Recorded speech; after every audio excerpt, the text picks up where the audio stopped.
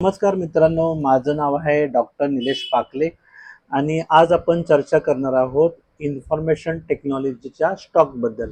म्हणजे I T stock आहेत ते बरेच दिवसापासून पडतं का आहेत किंवा त्याच्यामध्ये पडझड का होते किंवा ते बिअरिश का झालेत याच्याबद्दल आपण चर्चा करणार आहोत.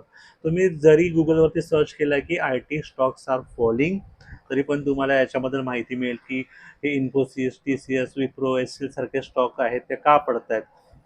पण ओव्हरऑल आपण त्या स्टॉककडे बघितलं तर आपल्याला हे लक्षात येईल की या स्टॉकमध्ये जी पडझड होते, समजा फॉर एक्झाम्पल हा इन्फोसिस आहे, तर तुम्ही इथे बघाल तर तो इथे पडतो आहे. परत पुढचा जो स्टॉक आहे पर्सिस्टन्स सिस्टीम, तर इथे बघाल तर तो खाली पडतो आहे. मग ही जी पडझड होती तर त्याची कारणं काय आहेत हे आपण या व्हिडिओमध्ये बघणार आहोत.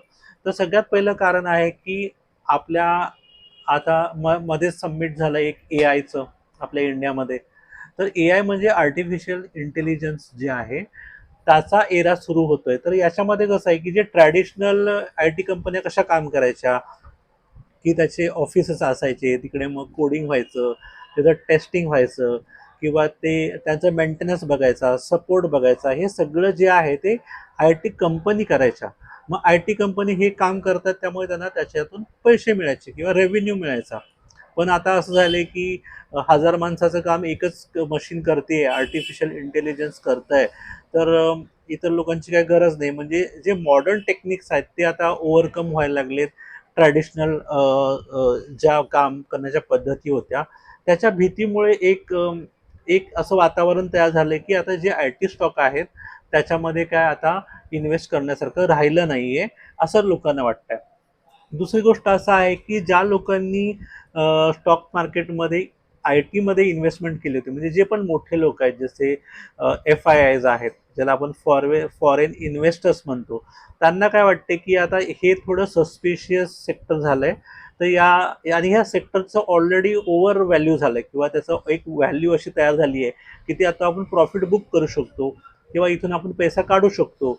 तर ह्या सेक्टरमधून भरपूर दिवसापासून सेलिंग होते किंवा फॉरेन पोर्टफोलिओवाले जे इन्व्हेस्टर आहेत ते पैसा काढत आहेत. मग पैसा काढला म्हणजे सेलिंग झालं आणि सेलिंग प्रेशरमुळे त्या स्टॉकची किंमत खाली पडते. आता मध्ये असलेलं असणारे किंवा ग्लोबल टेक स्टॉक जे आहेत, म्हणजे बाहेरच्या देशामधले जे आय टी स्टॉक जे आहेत ते सुद्धा खाली पडत आहेत. त्याचा एक वाईट परिणाम म्हणून सुद्धा इंडियन स्टॉक मार्केटमध्ये असलेले आय टी शेअर्स खाली पडत आहेत. आता कसं आहे की एवढ्या दिवसापासून आय टी इन्फॉर्मेशन टेक्नॉलॉजीचे स्टॉक हे अपट्रेंडमध्ये होते, तर ते ओव्हर व्हॅल्यू झालेत किंवा त्याची प्रॉफिटेबिलिटी आहे किंवा एक उत्पन्न द्यायचं किंवा फायदा द्यायचं ताकद आहे ते संपलेलं आहे. त्यामुळे बऱ्यापैकी सगळे इन्व्हेस्टर्स जे आहेत ते त्यातून पैसा काढत आहेत. आता कसं आहे की जेवढं अर्निंग व्हायला पाहिजे एखाद्या कंपनीचं, समजा for example T C S झालं, इन्फोसिस झालं किंवा एस एल टेक्नॉलॉजीज झालं, पण ह्या ज्या कंपन्या आहेत त्याचं प्रॉफिट मार्जिन आहे ना ते पहिल्यासारखं राहिलेलं नाही किंवा कमी आलंय. त्याच्यामुळे सुद्धा एक निगेटिव्ह पॉईंट तयार होतो किंवा निगेटिव्ह बायस तयार होतं, ज्याच्यामुळे तिकडे इन्व्हेस्टर लोकांना भीती वाटते नवीन इन्व्हेस्टमेंट करायला. आता एखाद्या स्टॉकमध्ये किंवा सेक्टरमध्ये पैसा येतच नाहीये किंवा कमी प्रमाणात येतोय, पण त्यातून जास्त प्रमाणामध्ये पैसा काढला जातोय, तर त्या स्टॉकमध्ये किंवा त्या सेक्टरमध्ये पडझड व्हायला सुरुवात होते. आता एवढं सगळं आपण लक्षात घेतल्यानंतर आपल्याला असं वाटतं की नक्की काय चाललंय. तर एवढी माहिती कधी कधी मी सांगतो की घ्यायची सुद्धा गरज नाही. सरळ तुम्ही तुमचे सेंटिमेंट्स जे असतात सेक्टरचे, तुम्ही डायरेक्ट त्या सेक्टरचा अभ्यास करा. फॉर एक्झाम्पल आता मला असं वाटते की मला एखाद्या सेक्टरचा अभ्यास करायचा आहे, तर सरळ त्या सेक्टरचा चार्ट डाउनलोड करा, चार्टमध्ये होणाऱ्या मुवमेंट्स बघा. त्या सगळ्या तुम्हाला गोष्टी सांगतात की त्या सेक्टरमध्ये काय होतंय म्हणून. फॉर एक्झाम्पल आता मी समजा एखादा सेक्टर बघतोय आपण आता, निफ्टी आय टी हा आपण सेक्टर बघतोय. तर निफ्टी आय टी जेव्हा मी इथे डाउनलोड केला तर तुम्ही बघाल किंवा सेक्टरचा सेक्टरचा चार्ट आपण काढला तेव्हा आपल्याला समोर काय दिसतंय, तर हा चार्ट दिसतोय. आता आपल्याला काय करायचं आहे की या चार्टचं सर्व आपण ॲनालिसिस करूया. आता आपण मंथली कॅन्डलकडे जाऊया. एक मंथची ही कॅन्डल दिसते. आता तिथे मी थोडं माझी जशी सवय आहे त्याप्रमाणे इथे मंथली 20 महिन्याची जी मुव्हिंग ॲव्हरेज आहे त्याला डॉटेड करून टाकतो. मग तुम्ही बघाल तर ही डॉटेड लाईन मी इथे ठेवली आहे. तशीच मला इथे 50 महिन्यांची जी डॉटेड लाईन आहे तिथे मला मार्किंग करायचं. बघाल तर 20 महिन्यांची आणि 50 महिन्यांची डॉटेड लाईन अक्षरशः तोडली आहे. एवढी मोठी मोठी बिअरिश कॅन्डल तयार झालेली आहे आणि तसा व्हॉल्यूम पण छान आहे, हे तुम्हाला दिसतंय. आणि ओव्हरबॉटमधून हा जो आर एस आय आहे तो खाली दाखवतोय, म्हणजे तो खाली निघालाय, म्हणजे ओव्हरसोल्डकडे निघालेला आहे हे पण दिसतंय. म्हणजे मंथली बघायला गेलं तर आय टी सेक्टरमध्ये बिअरिशनेस आहे हे दिसतंय. परत वीकली चार्टवर जाऊया. वीकली चार्टवरती गेल्यानंतर आपल्याला काय दिसतंय, तर वीकली चार्टवर दिसतंय की 20 आठवड्यांची, 50 आठवड्यांची, ग्रीन कलरची 100 आठवड्यांची आणि रेड कलरची 200 आठवड्याची मुव्हिंग ॲव्हरेज सुद्धा या सेक्टरनी ब्रेक केलेली आहे. म्हणजे तुम्हाला लक्षात येतंय की मला काय म्हणायचं, हा जी रेड लाईन मी आता काढली, ही जी हलवतोय, ही रेड लाईन मी या रेड मुव्हिंग ॲव्हरेजवर ठेवतोय. अक्षरशः ह्या रेड लाईनच्या खाली इथे क्लोज दिलाय कॅन्डलनी. मागच्या 2 आठवड्यामध्ये क्लोज दिलाय, हा तिसरा आठवडा आता पूर्ण होतोय. म्हणजे तुम्हाला समजतंय की या सेक्टरमध्ये किती सेलिंग झाली आहे. आणि व्हॉल्यूम बघाल तर व्हॉल्यूम खरंच मागच्यापेक्षा ॲव्हरेजपेक्षा डबल ॲक्च्युली आहे. ही जी ब्लॅक लाईन दिसते ही ॲव्हरेज व्हॉल्यूमची लाईन आहे आणि त्याच्यापेक्षा अक्षरशः डबल व्हॉल्यूमनी यामध्ये सेलिंग होते. म्हणजे निफ्टी आय टीमध्ये सेलिंग चाललेली आहे. कृपया यामध्ये आय टी सेक्टरमध्ये कुठलीही बाईंग करण्यापूर्वी तुम्ही चार्ट बघा, तुमच्या फायनान्शियल ॲडवायझरशी बोला आणि त्यानंतर इन्व्हेस्ट करा. मी तुम्हाला कोणती बाईंग सेलिंगची टिप देत नाही आहे, पण तुम्ही कोणतीही गोष्ट चार्ट बघितल्याशिवाय किंवा तुमच्या फायनान्शियल ॲडवायझरशी संपर्क केल्याशिवाय किंवा कन्सल्टेशन केल्याशिवाय तुम्ही त्या गोष्टीमध्ये किंवा सेक्टरमध्ये किंवा स्टॉकमध्ये इन्व्हेस्ट करू नका. आता हे झालं वीकली. आता परत डेली चार्टवर जाऊया आपण. आता इथे जर तुम्ही बघाल तर अक्षरशः हे क्लोज आहे तो अक्षरशः वीकली, मंथली आणि डेली मुव्हिंग ॲव्हरेजच्या खाली दिसतोय. म्हणजे तुम्हाला ह्या मधून गोष्ट लक्षात आली असेल की या सेक्टरमध्ये सेलिंग होत आहे.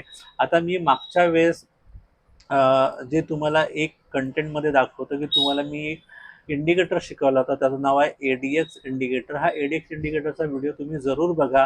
त्याचं मी आता इथे एडीएक्स जो इंडिकेटर आहे तो डाउनलोड करतोय किंवा लावतोय इथे चार्टवरती. तर तुम्ही इथे चार्टवरती लावल्यानंतर तुम्ही बघाल तर ह्याची जी व्हॅल्यू आहे ती बघा, या बाजूला कोपऱ्यात दिसते, ती 31 आहे. आणि जेव्हाही एडीएक्स हा वरच्या बाजूला जात असतो तेव्हा जो पण वरती जो चार्टमध्ये ट्रेंड दिसतोय तो खूप स्ट्रॉंग असतो किंवा कन्व्हिन्सिंग असतो किंवा रिलायबल असतो असं म्हणू शकता. आणि आर एस आय पण सांगते की हा स्टॉक आहे तो ओव्हरसोल्ड झोनमध्ये आहे आणि हा किती दिवस इथे राहील हे सांगू शकत नाही. म्हणजे आता सध्या ही परिस्थिती आहे की निफ्टी आय टीचे जे पण स्टॉक आहेत त्याच्यामध्ये जरी तो बाउन्स बॅक झाला, म्हणजे समजा उद्या स्टॉक इथून वरती निघाला आणि इथे जरी आला तर इथून तो वरती जाईल असं वाटत नाही. परत तो स्टॉक किंवा ते आय टी सेक्टरमध्ये पडझडच होईल असं वाटतंय. त्यामुळे मला कुठेही सध्या आय टी सेक्टरमध्ये असणाऱ्या स्टॉकमध्ये असा कोणताही सिग्नल दिसत नाही ज्याच्यामुळे एखाद्या व्यक्तीने त्या ठिकाणी बाय केलं पाहिजे. हे मी फक्त शिकण्यासाठी सांगतोय. कृपया या गोष्टीला इन्व्हेस्टमेंट टिप म्हणून घेऊ नका, कारण मीही चुकू शकतो आणि माझं ॲनालिसिस सुद्धा चुकू शकतं. आपल्याला प्रत्येक वेळेस ऑब्झर्वेशन करणं महत्त्वाचं आहे आणि ते ऑब्झर्वेशन तुम्ही रोज करत जा. प्रत्येक वेळेस स्टॉकमध्ये काय चेंजेस होतात, किमतीमध्ये काय बदल होतात, कारण शेवटी त्या स्टॉकची किंमत हाच देव आहे किंवा भाव भगवानचे असं म्हणतात गुजरातीमध्ये. म्हणजेच जी किंमत आहे तेच देव आहे किंवा तेच सत्य आहे स्टॉक मार्केटमध्ये. त्या किमतीच्या अवतीभोवती सगळ्या गोष्टी फिरत असतात. त्यामुळे स्टॉकची किंमत किंवा क्लोजिंग प्राईस ह्या खूप महत्त्वाच्या गोष्टी आहेत आणि प्रत्येक वेळेस तुम्ही त्या गोष्टी अनुभवल्या पाहिजेत किंवा बघितल्या पाहिजेत. तुम्हाला या सगळ्या गोष्टीतून आपल्याला काय शिकायला मिळतं हे तुम्ही मला कमेंट बॉक्समध्ये नक्की सांगा. स्टॉक मार्केटमध्ये आय टी सेक्टर का पडतं याचं मी कारण तुम्हाला सांगितलं.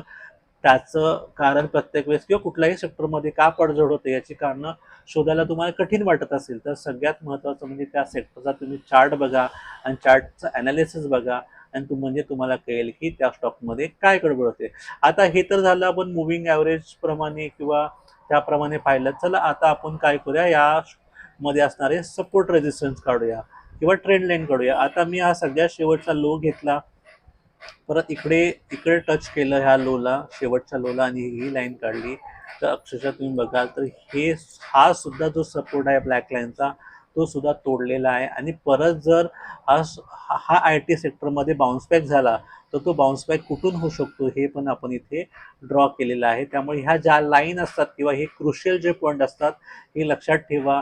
तुम्हाला एंट्री घेण्यासाठी करायचे असतील किंवा तुम्हाला एज्युकेशन पर्पजसाठी करायचे असेल तर तेही लक्षात ठेवा. आता आपण नंतर हा समजा हाय जोडला, हाय जोडल्यानंतर समजा इथे आपण हा इथला एक हाय आहे, हा लो आहे, हा जर जोडला तर ही लाईन आपण शेवटपर्यंत अशी नेली तर असं वाटतंय की याची फ्युचर मुवमेंट जी आहे कशी असू शकते हे आपण अंदाज लावूया. समजा हा स्टॉक वरती गेला, सेक्टरमधले स्टॉक वरती गेले किंवा सेक्टर वरती गेला, परत खाली आला, परत वरती गेला, परत खाली आला, परत वरती गेला, परत खाली आला, हे असं होत चालेल. आणि या इथून तो बाउन्स बॅक होऊ शकतो. पण समजा ही पण तोडली तर परत तो खाली जाऊ शकतो. त्यामुळे प्रत्येक वेळेस ही जी सपोर्ट लाईन आहे ना ती पाहणं महत्त्वाचं आहे. इथे जी रेजिस्टंट लाईन आहे ती पाहणं महत्त्वाचं आहे. म्हणजे तुम्हाला पुढच्या 2 आठवड्यामध्ये, 4 आठवड्यामध्ये, महिन्यामध्ये काय बघायचं आहे तर ही रेजिस्टंट लेवलकडे कॅन्डल जाते का ते बघायचं आहे, या सपोर्ट लेवलकडे जाते का ते बघायचं आहे, इथून तो बाउन्स बॅक होतोय की नाही ते बघायचं आहे, काय इथून ब्रेकडाऊन होतोय हे बघायचं आहे. ब्रेकडाऊन झालं तर पुढच्या लेवल खूप कठीण आहेत या आय टी सेक्टरसाठी.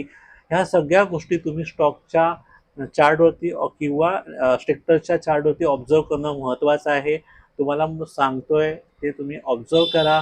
तुम्हाला कळत नसेल तर तुम्हाला जे प्लेलिस्ट दिलेले आहेत, ह्या ज्या प्लेलिस्ट दिलेल्या आहेत तिथे जा. टेक्निकल ॲनालिसिस बिगिनर याचे 23 व्हिडिओ तुम्हाला इथे दिले आहेत ते बघा.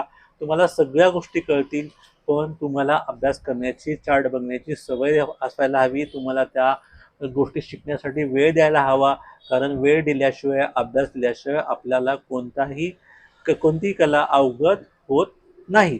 आता मागच्या व्हिडिओमध्ये आपण एक गोष्ट बघितली होती ती म्हणजे मी परत जातो त्या स्टॉककडे.